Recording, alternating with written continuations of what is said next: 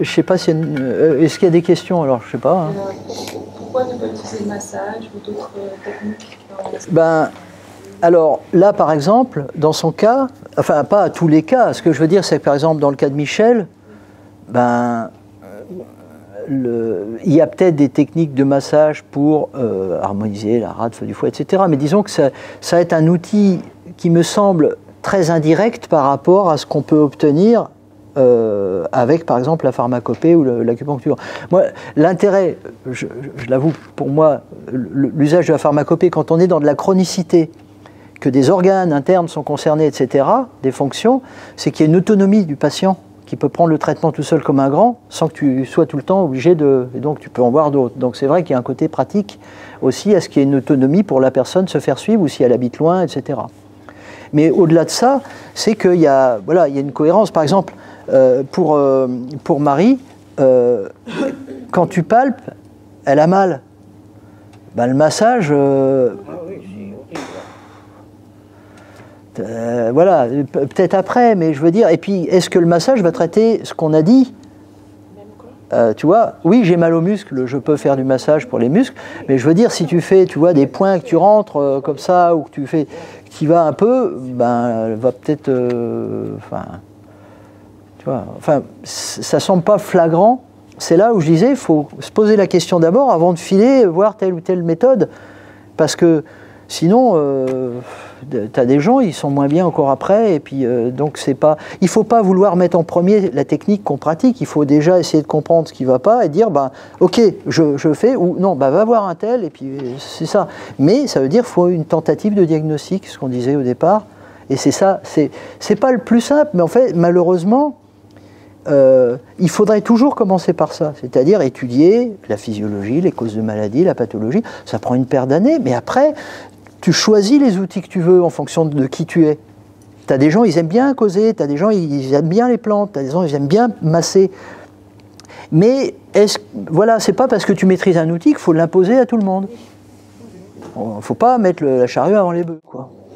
Le côté émotionnel, psychologique, comment on peut évaluer l'influence que ça a sur les organes et inversement? Tu peux pas plus l'évaluer ou moins que quand tu masses ou que tu mets des aiguilles ou que tu donnes des plantes, c'est-à-dire c'est au vu des résultats. Sauf que il faut que ça aussi ça s'apprend, tu as des outils différents à l'intérieur et que tu peux des fois raconter des histoires aux patients, des fois tu rentres dedans, des fois tu écris un poème aux patients, des fois tu mets un mot qu'ils vont mettre dans la décoction, qu'ils vont boire, tes paroles, tu as des méthodes différentes. Qui ont des sens très précis en fonction de la nature du problème psychique. Mais c'est une branche à part entière du système, mais qu'on ne trouve pas en fac. C'est dans les traditions familiales parce que ça, tu peux pas. Enfin, c'est comme la prestigitation. Tu livres pas le truc au moldu, sinon c'est foutu. Mais après, voilà. On a le temps d'étudier les branches, mais il y a un tronc qui est vraiment... Est-ce qu'on regarde... Voilà. Est-ce qu'on arrive à comprendre la façon dont quelqu'un regarde, même si tout le monde ne fait pas la même médecine? Est-ce qu'on peut... Voilà. Est-ce que ça a du sens, quoi? Ça, c'est important. Si vous avez l'impression que c'est complètement flyé, ce que je raconte, que je sors ça d'un chapeau, que j'invente des trucs, peut-être, mais l'important, c'est le patient. Est-ce que le patient, ça lui parle? Voilà. Et moi, c'est une enquête. On veut comprendre avec un certain mode de raisonnement qu'on a appris, mais à la sortie, il faut relivrer ça à la personne et que ce soit en lien avec ses problèmes. Là, c'est juste des bribes. Je ne suis pas en vraie situation. On pousserait le bouchon un petit peu plus loin, voilà. Et puis des fois, on le fait par moment. On dit, bon, ben là, c'est bien, mais je veux bien vous revoir d'ici 15 jours, puis on va causer. Voilà. Parce qu'il y a, ouais, on voit qu'il y a des... Mais c'est pour aider, c'est pas pour embêter, bien sûr.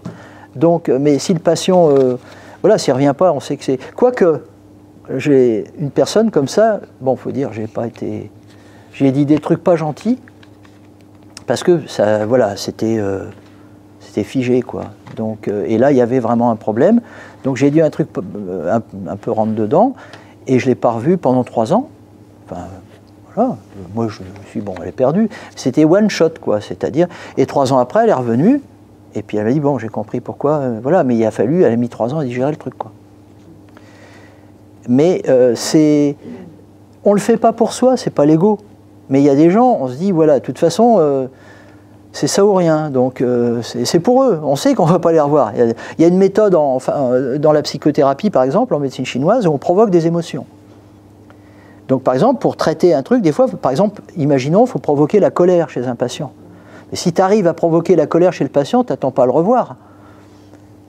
Donc, il ne faut pas te gourer. Donc, c'est vraiment... c'est Lao Tzu. C'est un peu la version serment d'Hippocrate. Produire sans s'approprier, guider sans contraindre, agir sans rien attendre. Voilà. Quand tu pratiques comme ça, en général, tu ne fais pas trop de bêtises. Ça devrait être une façon de travailler qui guide n'importe quel type de thérapeute.